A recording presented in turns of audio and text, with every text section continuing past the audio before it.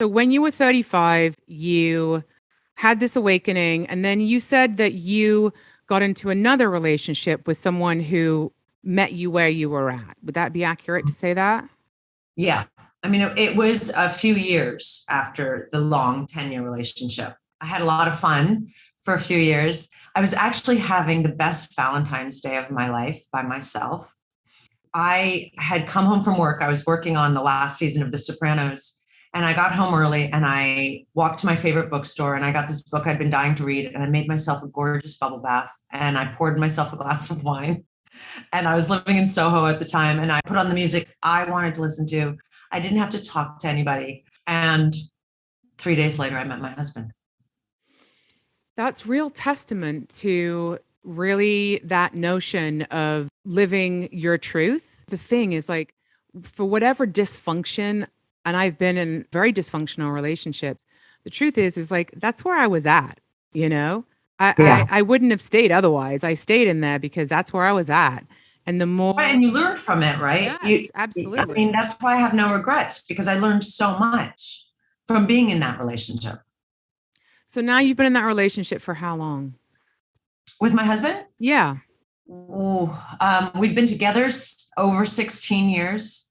Wow. I am with my husband for 20 years and married to him for 16 years. So, yeah, I mean, it's no small feat. It's like, how did this happen? And how do I have 15-year-old kids? I actually wasn't really interested in marriage or children, to be honest with you. I didn't see myself as a kind of person who could tolerate parenthood. What um, changed for you? Meeting the right guy. We had known each other about 6 months. And I remember sitting there thinking, oh my God, if he asked me to marry him right now, I'd say yes. I had that as well. When I saw my husband for the first time, I had this moment, oh, I'm in for the long haul with this one. And it was a weird intuition that happened immediately that I remember the feeling. It's like a sense memory. I can think about it and have that feeling again. I think when you're most yourself and you're happiest with yourself, and being alone doesn't mean lonely, Yeah. that's when you meet the person, right? Yeah, very much so. It sounds like your sense of self has just continued to grow, that you haven't gone back to that place of compromising the integrity of who you are. Because often in relationships, people get into them and then 5 years in, they realize, oh, I abandoned myself yet again. Have you been able to hold on to yourself, or has that still been a challenge for you at moments? No, it's not a challenge. It's easy. And I think that's why the marriage works. I married a solid rock. He's my rock. So I think there's just this sense of trust. And he's 6 years younger than I am. So I met him, I was 39 and he was 33.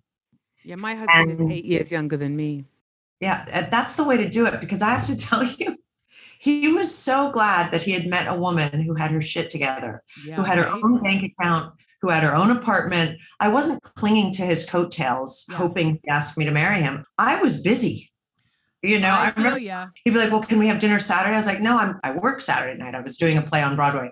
He was like, well, can we meet afterwards? I was like, well, I have a matinee on Sunday. So Monday's my day off. Why don't we meet Sunday night? He was just like, oh, wow, she's got a life. And that's testament again to building your own identity and building your own life and knowing that the person who's going to be attracted to that is the right person for you. But that also, I think, does come with age. I just do. I think that, when we become older, for me anyway, the things that I thought were important when I was 30 are just not important at 50.